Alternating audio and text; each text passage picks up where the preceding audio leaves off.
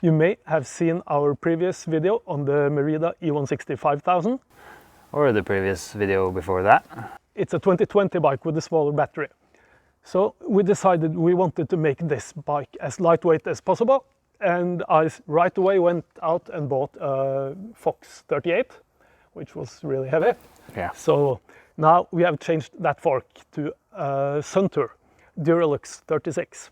It's not really a lightweight fork, but it's a lot cheaper than the Fox, and we want to build like a lightweight and reasonably cheap. Reasonably cheap. And it was a couple of 100 grams lighter than the one that was on there when you bought it, right? Yeah, so it saved a few grams from the original RockShox 35 Gold RL. And we did a few more changes. We built this bike with a light, but hey, we're going to build a super lightweight Merida eOne-Sixty. We can't have any lights on it. So the light had to go, the original seat with the tool had to go. Also, we changed the cassette body.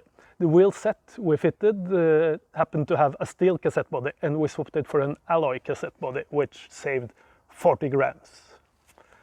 So we're trying to lower the weight as much as possible without really bringing the cost up. And without sacrificing any of the driving capabilities. Yeah, definitely.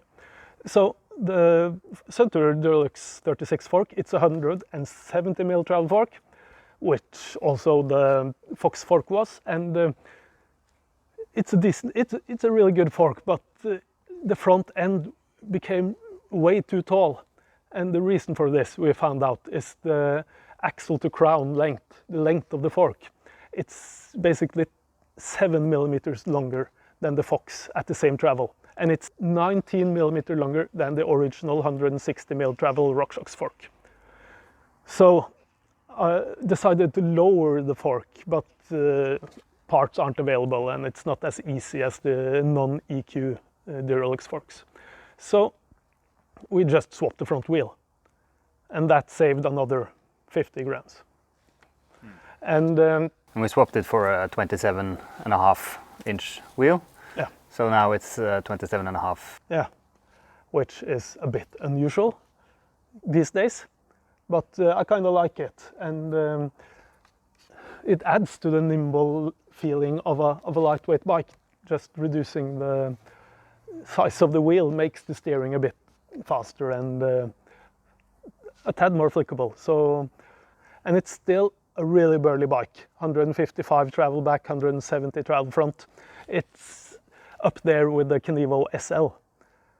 Originally from the factory, this bike is just above 23 kilograms without pedals. And that was with the old E7000 motor. Yeah, so swapping the motor and the wheel set saved almost a kilo. And with the other changes we did, we are at about 21.4 kilos for this bike. And comparing it to the other lightweight EMTBs, super light EMTBs on the market, the Kenevo, which we recently rode, which is like a 13,000 euros bike, wasn't it? It's like at least twice the price of this bike. It's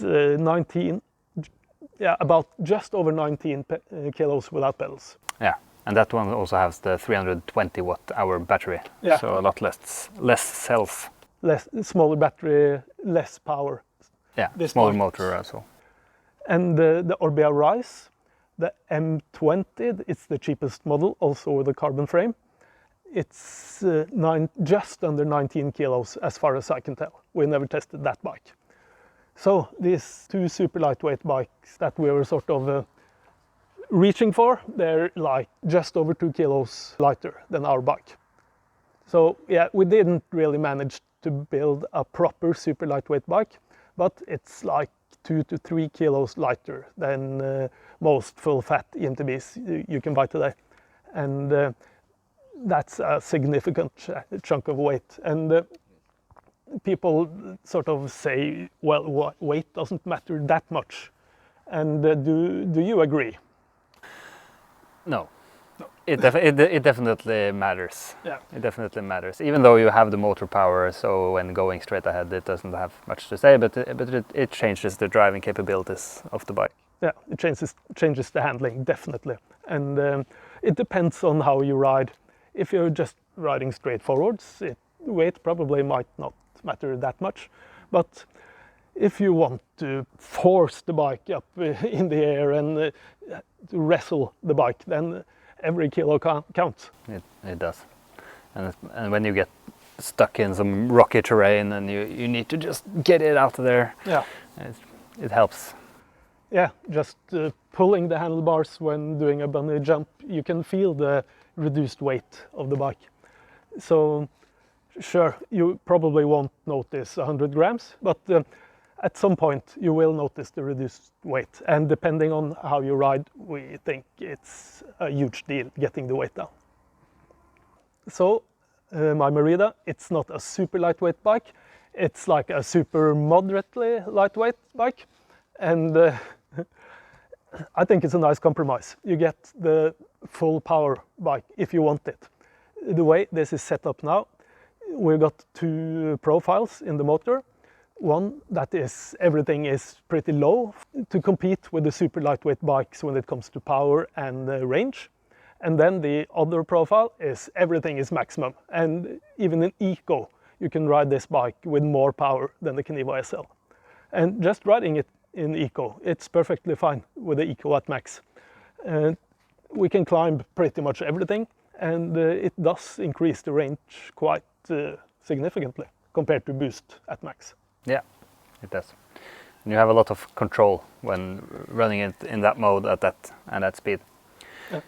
And so it's the EP8 that has the possibility for those two profiles, and you can switch it semi-easily from the display between the two profiles while you're out riding.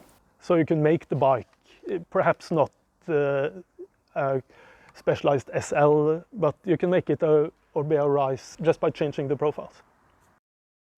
We could push the weight of this bike even lower.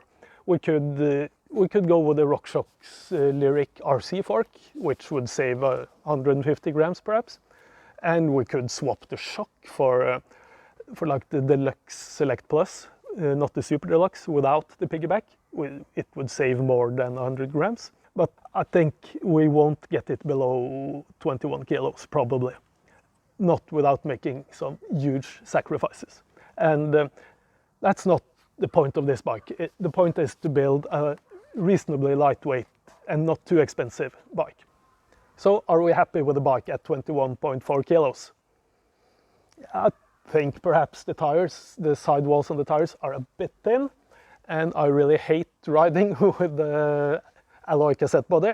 So I think perhaps we'll go with a slightly burlier rear tire perhaps, and we'll switch the cassette hub body back to the steel one.